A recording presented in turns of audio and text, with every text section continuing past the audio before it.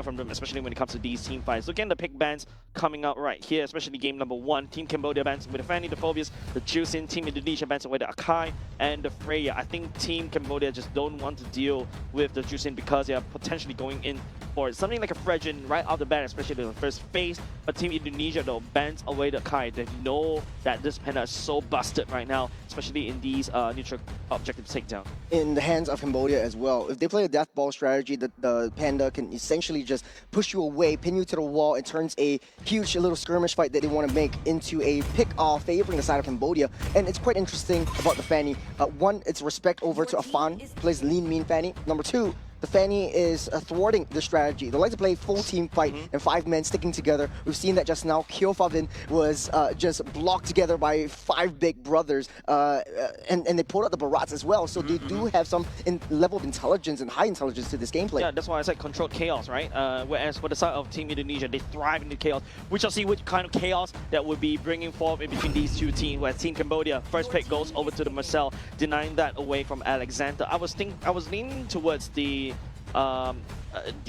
Gordon first pick because we started to see a bit of a rise in terms of the Gordon, but I think Gordon as a first pick, especially this early on, you're susceptible to the Zetian, you're susceptible to the Yuzhong as well, and especially with Yuzhong that's also really wide open for the taking between these two teams.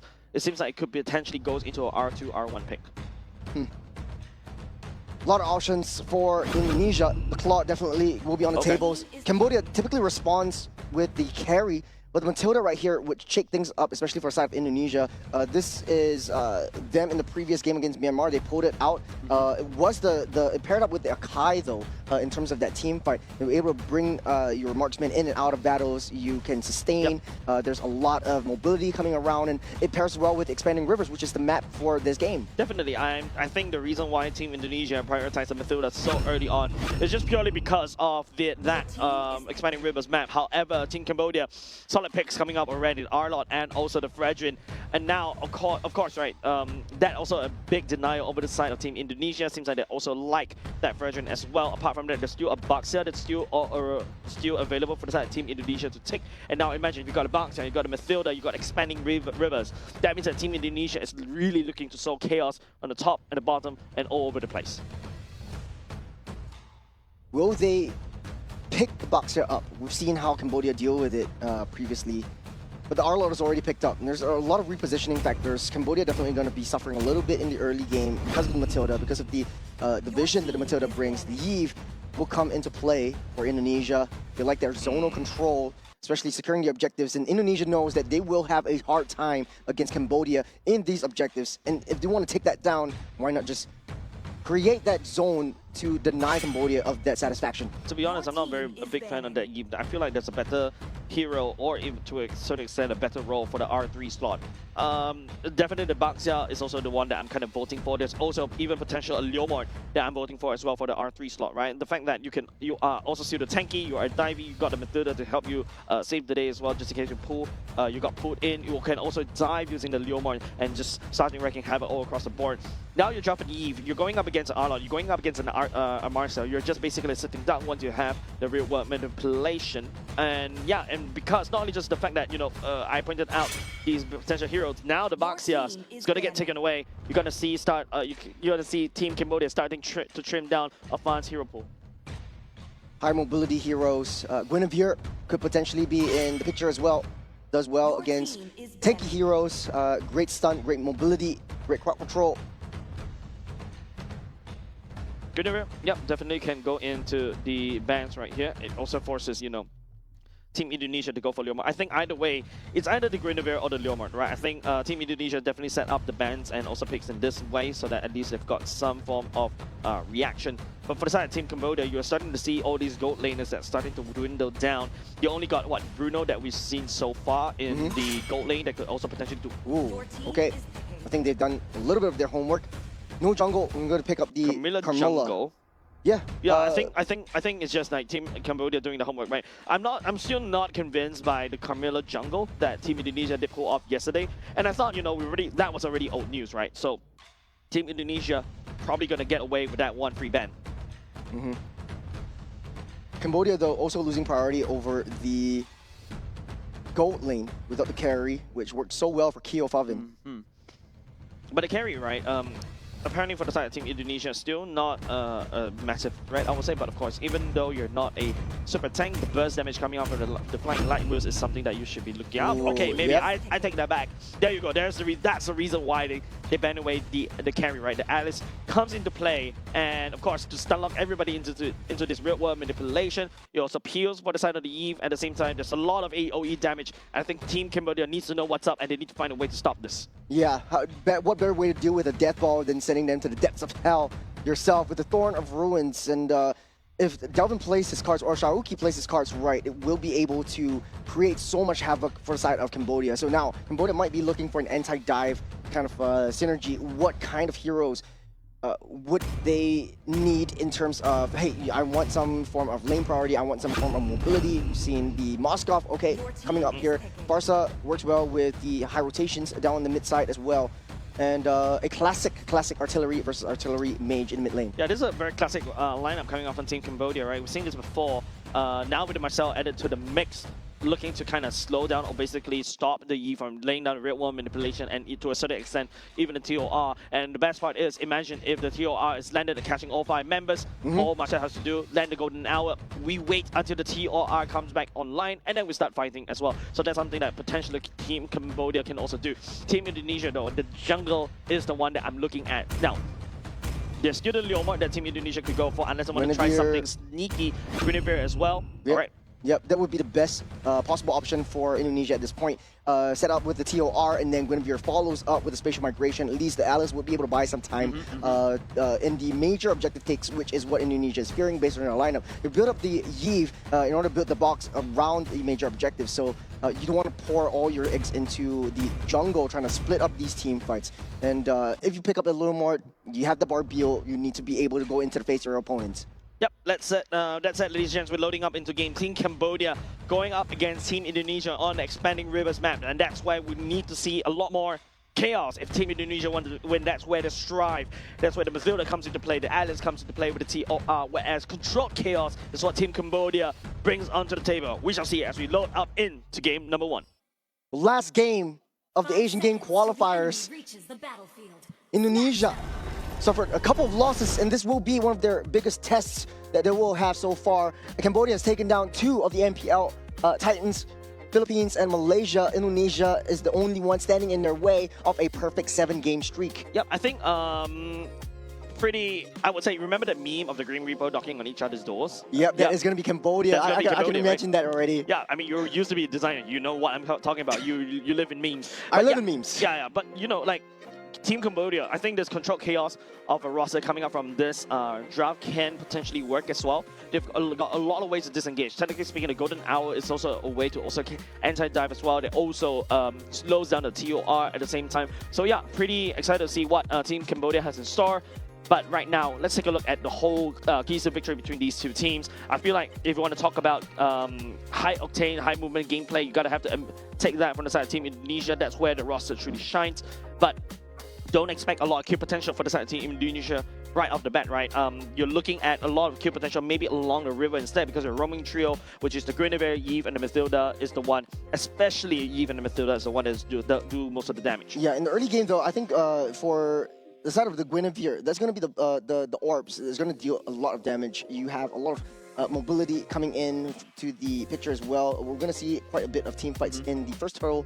I don't doubt that, but when it comes to the late game though, the sustain ability for Indonesia is off the charts. You got the Matilda, you got the Alice, you got the a way to get into the battle, you got a way to get out of the battle. So for the Alice itself, this looks like a really fun game for them. I think apart from you talk about a regen, right? Team Indonesia, this is the roster that relies on, I would say, on clock and also the Yve to do the bulk of the damage. Guinevere, as technically a tank jungle, does have a decent chunk of damage, but the main role of the Guinevere is to basically hold and knock somebody up, make sure it stays in the air so that real world manipulation and also the clock can do the damage that necessary. Whereas if you take a look from the side of Team Cambodia though, they can do hit and run very quickly, right? Marcel can lean in support top and bottom. We know the Fredrin's nutty amount of damage. The far side can also start to burst. So if you want to talk about early game, Team Cambodia feels like they do have the advantage in the early game as well, especially with the Arlot, with the Vengeance attack damage buff.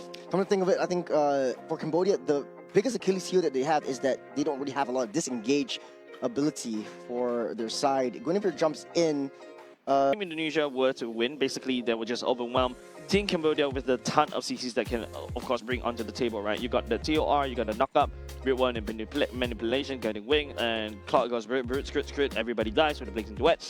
Whereas on the side of Team Cambodia, I feel like this is a roster that's a lot more, can be mobile as well because of the wings by wings and also the Marcel, right? However, Sreang is a utility jungle dash CC monster as well, looking to knock up and also slow down and maybe hopefully combo break. I feel like the whole point of Team Cambodia, especially with this roster with the Marcel and also the Sreang, is to combo break. You want to break the combo you want to break the combo between the spatial migration into the Violet Requiem. You want to break the combo so that the Alice doesn't doesn't go for the TOR, so that at the very least you get a safe passage as well. And then at the same time, you know, you got to get the Moskov up and running as quickly as possible. Indonesia also fields quite a pretty good anti-dive combination. If they want to play it super passively the entirety of the game, they could just wait for Cambodia to just dive into them. They do have quite a bit of knockups, a bit of stunts, and create a zone for themselves. If Cambodia is able to split Indonesia's heads, then it would be a little bit of a big issue for Cambodia. But hey, you know, it's all down to execution in the gameplay, so we'll just have to wait and see what these teams actually play and how they execute this draft in the game itself. Yep. I feel like we've already kind of talked about like how the roster is gonna work.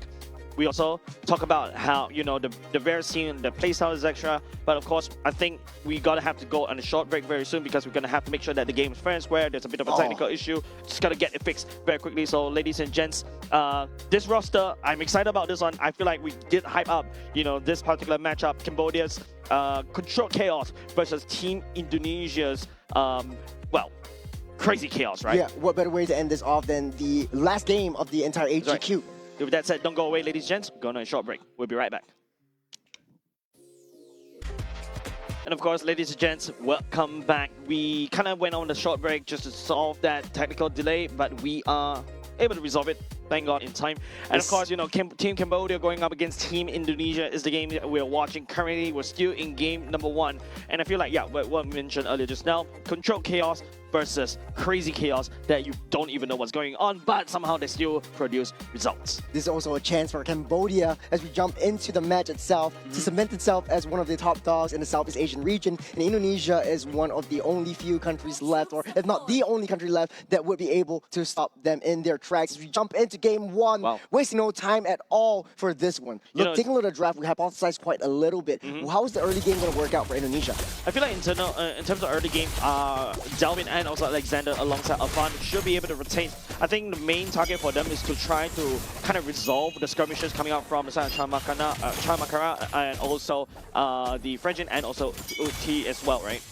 But getting the jump onto Tai, able to read that jump very well. Just one more hit away. The flicker already burned by Delvin, even though he wasn't able to secure the kill onto Tai. Yeah, that's a good flicker, I would say. At this early juncture, there's still you will still be able to get the flicker towards the turtle fight as well. Nice amount of damage coming off on the side of Alexander and Afan onto the Sreang for now for the side of Team Indonesia. But like this is like what I mentioned, right?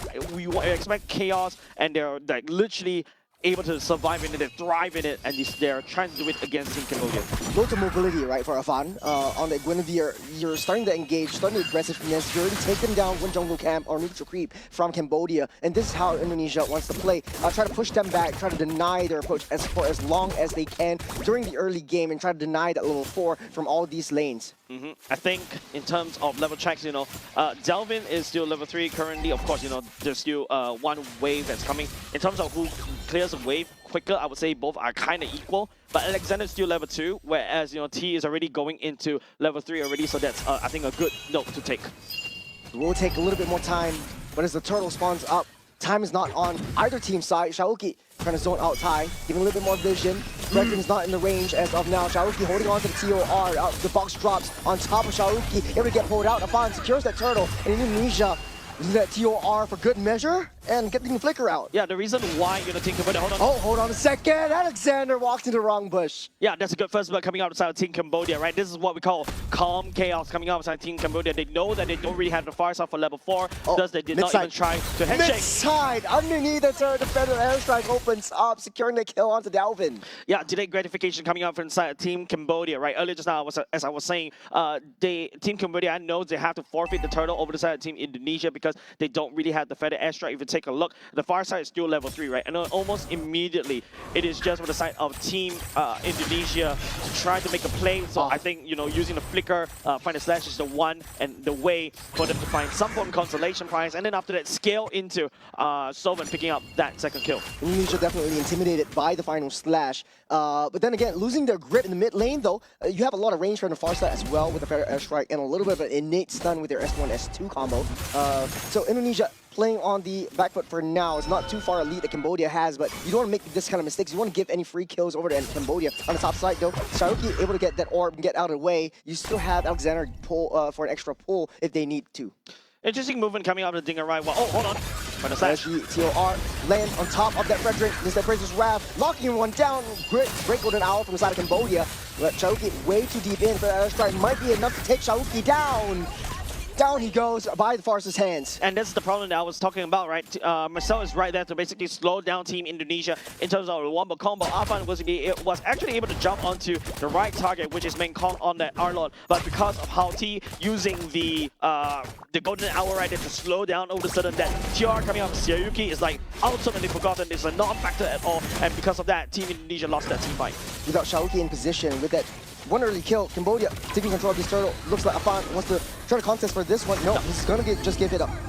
They're not in position. Xiaoyuki already used the TOR. Delvin has already committed to the real world manipulation. Alexander doing the same as well. Oh, final slash into the feather airstrike. Nothing that Alexander can do except that guiding wind to bring Delvin out and safe. Hey, that's exactly what Alexander can do, right, Churros? Using the guiding wind, finally Delvin took the right one, right, this time around compared to the previous series. But you can start to see, you know, the controlled chaos coming out of Team Cambodia. When they set their mind, when they want something, they look at this one target, they lock it down, and then they proceed. Whereas for Team Indonesia, they really thrive in this chaos, able to find, you know, easy pickings in the midst of chaos as well. But then again, you can start to see, seems like controlled chaos is the one that is winning so far. Great mobility coming in from Cambodia as well. We see high on the R-Lot, rotating together as 4, and Cambodia fighting every single team fight, outnumbering, outclassing Indonesia so far. Indonesia has to find a way to pick off any one of the members of Cambodia before committing to any big team fights. And Faden kind of knows this. He's ditching up that turtle because Indonesia is not in the right position. He knows the power spikes are not hit. It's not his time yet. If you notice how Dingarai has been rotating around the map, right? Using the BMI in the middle of the river just to get there to the mid lane, farm that up, BMI all the way back so that he's actually starting to farm 2 lanes as well. And that means that, you know, Dingarai is definitely going to have a bit of, not only just about the EXP advantage, he's also going to get that gold advantage to help him scale into his necessary items. Well, you got to keep up with the speed that Matilda actually brings to the table. Delvin is going to have a pretty decent clear speed in the mid lane, and so when Alexander's nearby, you get the guiding wind, you're able to take an airplane down to the bottom side or even the top for an immediate skirmish if you have to. But it doesn't look like Indonesia wants to risk any of these aggressive engages anymore. We saw a little bit of a shift and adjustment in how they want to play this game. That was exactly what I was talking about during the loading screen. Hold on, T, looking for a pick. We'll be able to snap 2 photos onto Team Indonesia for now. Not a lot of engages, nobody from the side of Team Cambodia. Looking to commit. Oh, that's a 2-man final slash. My goodness. And a slash from Thor's hammer down into the ground they go. The security kill onto Delvin. Shaoki able to find his way out of harm's way. As Indonesia again losing heads. I'm not envying Delvin's situation right there, right? Appraiser's Wrath right into the feather airstrike and also the final slash. He is the victim of a couple of, well, ultimates. Not only is Cambodia looking for trades, they're sending Moscow and rotating and just converting that lanes up onto the XP side. Take a look at that breakdown. They were not seeing where Arnold was coming. Yeah, and it's just so annoying, right, for the side of Team Indonesia, right? The problem is that Team Cambodia has a lot of killing pressure right from the get-go, whereas for the side of Team Indonesia, their strength lies on their ability to regen over and over again using the Guinevere, using the Alice, but they need Dingarai to come online as quickly as possible. That's why we noticed Dingarai has been solidly trying to farm bot and also mid as well. But the problem is because they've given so much real estate over the side of Team Cambodia, especially on Mengkong on this R-Lot. Yeah, they're starting to lose a lot of real estate, starting to lose a lot of gold pressure, gold from these resources. Smart move on Cambodia, trying to give Moscow that safe lane, but the Circling Eagle falls underneath that turret though. The feather airstrike will keep everyone at bay as SOD goes wide. That would have been even more disastrous for Indonesia. They already lost Dingarai. They don't want to lose anymore. This is Cambodia saying that, hey, I'm looking to snowball and I am here. And, you know, picking out Dingarai is amazing because that's how you slow down the clown. Don't forget, the clown has been farming on 2 lanes and Kyo was able to catch up. Now with the golden staff already in the pocket, he is now able to crack open not only just mid, but also pick up the items. So far, in 8 minutes, ladies and gents, Team Indonesia hasn't secured a single kill. They lost their grip. Indonesia, they had the potential to set the momentum of the game. Afan was already starting the engages. You have Alexander to be able to pull you in and out of safety. But Cambodia just punishing Indonesia for coming and stepping a little bit too close. Keo just on a farming spree, up on the top side. You see him, you blink once and he's up on the bottom. Yep, and especially what I was talking about, right? Like, Claude definitely still needs a lot more time. It's only like what, 500 gold difference between these two gold laners. Still salvageable for the side team in Indonesia as of yet. But the threat of the final slash, the threat of them on the Appraiser's Wrath is just way too scary for the side team Indonesia to handle. We saw Delvin, he was healthy, and the next moment he's just dead. Indonesia also have potential for gap closing. You need to be able to find a way to shut down that Predator airstrike as if it was the Mystic Gush coming in for a potential guard. But Indonesia just taking a step back. And on that right moment, this final slash onto Sharuki, the TOR will land on 2. That's on the back line though. The golden hour will keep everyone safe. Cambodia bought some time for himself. That's the SOD. Moskov just assessing the situation. Indonesia touching and going. Yeah, you can see this is where it gets a little bit awkward for the side of Team Cambodia and also Team Indonesia, right? The golden hour set up right there, preventing Dingerai from going in. Had the golden hour was not set there, Dingerai would have gone in, blitz everybody down with the blazing duet, because Xiao can land a very good TOR, but nobody from the side of Team Indonesia can follow up because of this Marcel. There's a vision play onto a final slash onto the juggler. Down he goes as Indonesia loses one more. Another down for the count as well, and you can see Xiaoyuki desperately trying to get out, but get pins against the wall. It's not over yet. They're trying to pull everyone out. Alexander doing everything they can. That's movement speed. That's the expanding river. The Cambodia loves so much. That's the gap close. That's another final slash. Alexander forced to use another core resource. Cambodia is leading this game. Such dominant performance all the way from the first minute. Man, Team Cambodia has not suffered a single loss yet. Perfect gameplay as of now. I'm you know, the reason why I don't just say it is because I'm afraid of jinxing it, Churros. But I have to admit, 10 minutes mark, no deaths. What is high Team Cambodia? What's this? Trying to attempt another world record? This is a titan, as we so call it, that Cambodia wants to look to take down, and does look like they have the upper hand. They have that momentum, they have the control. Whether or not they can hold the control, it is up to Indonesia to be able to try to rip apart Cambodia's strategies. Yep, control chaos versus calm chaos. Control chaos versus chaos, right? Seems like Cambodia controlled, methodical, meticulous, especially how the final slash flicker is being used to isolate one person after another for side Team Indonesia. And once Team Indonesia get picked apart, Dingerai wasn't able to join the fight because of how, you know, the Marcel just sets up the golden hour one after another. Team Indonesia is getting dismantled. No more bubbles for side Indonesia. That's Odin going straight in. That's the final slash again. Repositioning Afan. Nowhere is safe, not even your home. This Predator airstrike as well. Dingerai doing his best shot. Man. With the blazing duet, almost getting stunned up by the golden hour, but Sharuki a little bit too close for comfort there, threading the needle with the SOD. Man, if Cambodia replaces the Arlot into a Franco, I agree. This is exactly a pure pick competition coming up on Team Cambodia. This is exactly why I told you, right? Team Cambodia seems like once they focus on one person, they catch using Arlot to catch one person, and then after that they just explore this person. Then they hope to look for more. But the fact is, Indonesia right now they're at the base, so that's why Team Cambodia cannot step forward just a little bit more. Main damage dealt. Look at the damage dealt for the side of this Marcel is actually 28,000. Wow. Ooh. One of the highest in the charts. He's just the roam, but he's doing so much though. So annoying, running through you, running by you, forcing the mistakes, forcing the spatial migrations from Afan to himself. And I think Indonesia, it would take quite a lot to come back from this deficit. Yeah. Of course, everybody has a gold lead in as compared to their counterparts as well. The Winter Crown coming off an Afan should be a game changer, but even though if you're able to hold out the people from the side of Team Cambodia, do you have the damage? Does Dingerai has the opportunity to jump in with the blazing duet? Nem, let's look for an angle over onto Indonesia. More spawns in the next 5 seconds. There's a lot of lockups for Thai, but that's a lot of vision that's already given. That's vision turned into information, and information turned into a little bit of compensation for High.